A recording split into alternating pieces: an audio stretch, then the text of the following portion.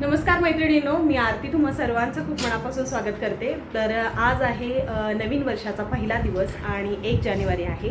तर ह्या नवीन वर्षाची सुरुवात एका छान अशी सकारात्मक ऊर्जेने झाली पाहिजे।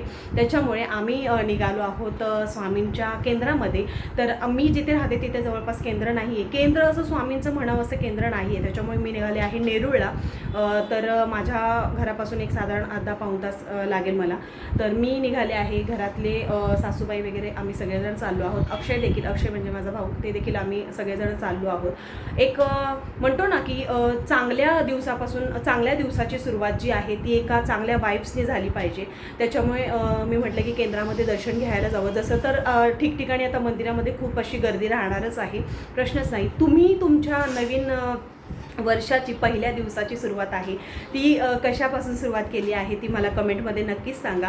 आणि नक्कीच हा व्हिडिओ आहे तो शेवटपर्यंत पाहत राहा। तुम्ही देखील स्वामींचं दर्शन घ्या आणि तुमच्या मनातली जी काही इच्छा असेल ती व्यक्त नक्कीच करू शकता। मी स्वामींकडे इतकीच प्रार्थना करणार आहे की तुमच्या मनातल्या सर्व काही इच्छा आहेत ते पूर्ण होऊन देत आणि माझी यूट्यूब फॅमिली आहे ती अशी छान अशी ग्रो होऊ दे आणि सगळ्यांना सुखात आनंदात आणि निरोगीदायी हे जे वर्ष आहे ते येणारं वर्ष आहे ते जाऊ दे। इथे श्रीषा आहे ती उड्या मारतीये।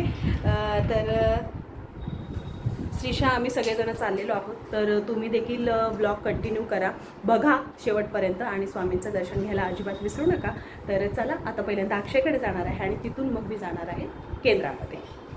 तर मैत्रिणींनो, पाहू शकता आम्ही असं नेरूळच्या केंद्रामध्ये आलेलो होतो। आता नेरूळचंच केंद्र का, कारण की माझ्या घरापासून हे थोडंसं मला जवळ वाटलं आणि आमच्या इथे केंद्र असं म्हणावं असं नाही आहे, कारण की आमच्या इथे दर मंगळवारी स्वामींची फक्त आरती आमच्या केंद्रामध्ये घेतली जाते, कारण की मूर्ती नाही आहे स्वामींची, त्याच्यामुळे फक्त फोटो ठेवून आम्ही छान अशी आरती घेतो आमच्या केंद्रात। इथे सुंदर असं मंदिर आहे, दिंडोरी प्रणीतच मंदिर आहे, त्याच्यामुळे आम्ही इकडे आलो होतो। तर मंदिरात म्हणजे आतमध्ये आल्यानंतरच पहिल्यांदा असं छान औदुंबराचं झाड आहे, त्याला प्रदक्षिणा घालून झाल्यानंतर मग आतमध्ये आपल्याला एंट्री आहे।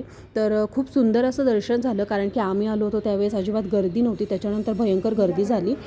6:30ची आरती भेटेल आम्ही ह्याच हिशोबाने आलेलो होतो आणि आम्हाला नक्की 6:30ची आरती भेटली। 6 वाजता वगैरे आम्ही गेलो असेल। खूप सुंदर दर्शन झालं स्वामींचं, तुम्ही पुढे जाऊन पाहू शकता। मूर्ती पण अतिशय सुंदर आहे। कसं असतं मैत्रिणींनो, मागचं वर्ष जसं की सरलं गेलं म्हणजे 2023 संपलं, पण त्या ह्याच्यामध्ये ज्या काही आपण चुका केलेल्या आहेत त्या आपण नक्कीच ह्या वर्षामध्ये सुधारू शकतो। त्यासाठी आपल्याला कुठेतरी एक पॉझिटिव्ह वाइब्स म्हणजे सकारात्मक ऊर्जेची ज्यावेळेस गरज असते त्यावेळेस नक्कीच आपण इथे जाऊन खूप शांतता भेटते, खूप मन प्रसन्न होतं नक्कीच। आणि एकमेकांविषयी जे काही राग असतील, लोभ असतील, ते सगळं मागे सोडून ह्या नवीन येणाऱ्या वर्षामध्ये आपण सगळ्यांशी म्हणजे कसं एकजुटीने, कसं मनमोकळेपणाने सगळ्यांशी चांगल्या रीतीने वागू शकतो। आपल्याला जे काही करायचं आहे आयुष्यामध्ये, ज्या चुका आपण 2023मध्ये केल्या असतील त्या चुका आपल्याकडून कशा नाही होणार, त्याच्यामध्ये आपण किती चांगल्या प्रकारे सुधारणा करू शकतो त्याचा आपण एक ध्येय गाठलं पाहिजे। तर ह्या सगळ्या खटाटोपासाठी आपल्याला एका कुठेतरी शांततेची गरज असते, मन समाधानाची गरज असते। तर तिथे शांतता कुठेही भेटणार तर तुम्हाला इथे स्वामींच्या केंद्रामध्ये नक्कीच तुम्ही एकदा तरी जाऊन बघा आणि ती शांतता तुम्ही नक्कीच अनुभवाल। हे सगळं झाल्यानंतर खूप सुंदर अशी आरती देखील झाली, त्याचा अनुभव तुम्ही घ्या।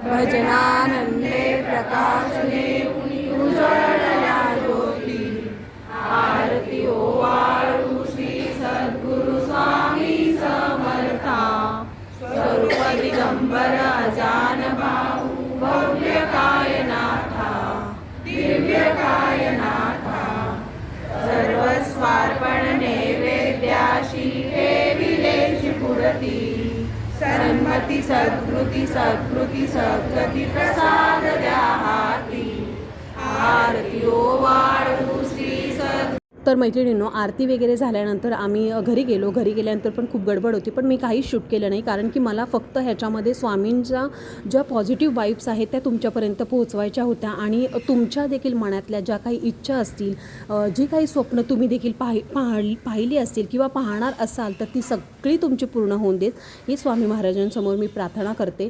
आणि जे काही झालं गेलेलं असेल ते सगळं विसरून तुम्ही एका नवीन आयुष्याला परत सुरुवात करू शकता या नवीन वर्षामध्ये।